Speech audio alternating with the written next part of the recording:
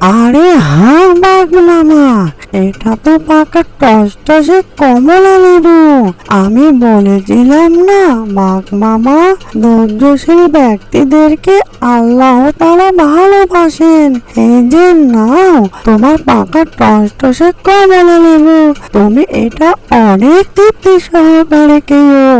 আমি তো অনেক খেয়েছি, তুমি একাতেই এটা খেয়ে নিও।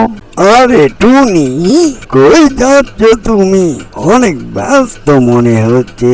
টুনি, আমি তোমার কাছেই আসলাম। কি করব টুনি, অনেকটাই চিন্তার মধ্যে রয়েছি। টুনি, এই পুরো এলাকার মধ্যে তুমি আমার একখানা ভালো বন্ধু। তুমি আমাকে কিছু পরামর্শ দাও, আর তুমি পরামর্শগুলো অনেক সুন্দর ভাবে দাও, তাই আমি তোমার কাছে বারবার ছুটে আসি। টুনি, আমি অনেকটাই বিপদের মধ্যে রয়েছি, কিছু ভালো পরামর্শ দাও টুনি।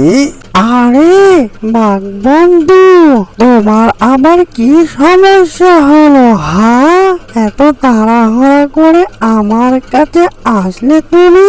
কি সমস্যা বাঘ মামা? আমাকে তাড়াতাড়ি খুলে বলো। আর খুলে না বললে কেমন করে বুঝবো আমি তোমার সমস্যার কথা?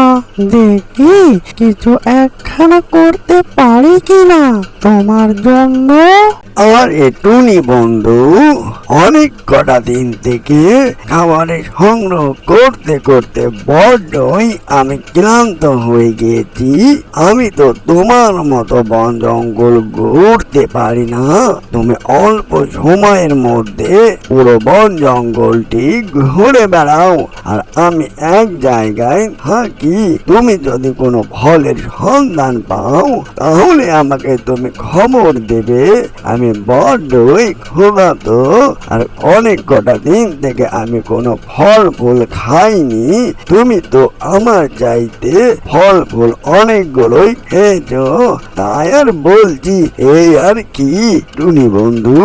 আরে বাঘ মামা, এই ব্যাপার তাহলে ঠিক আছে। বাঘ মামা, তুমি ধৈর্য ধারণ করো। আল্লাহ তাআলা ধৈর্যশীল ব্যক্তিদেরকে ভালোবাসেন। চলো আমরা দুজনাই ফল ফুলের সন্ধানে বেরিয়ে পড়ি, তাহলে দুজনার জন্যই ভালো হবে। আরে টুনি বন্ধু, আমি এটা কি দেখছি? গাছের গোড়ে পাকা টসটসে কমলা লেবু।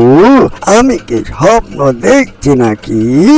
আরে হ্যাঁ বাঘ মামা, এটা তো পাকা টসটসে কমলা লেবু। আমি বলেছিলাম না বাঘ মামা, ধৈর্যশীল ব্যক্তিদেরকে আল্লাহ তাআলা ভালোবাসেন। এই যে নাও তোমার পাকা টসটসে কমলা লেবু, তুমি এটা অনেক তৃপ্তি সহকারে খেও।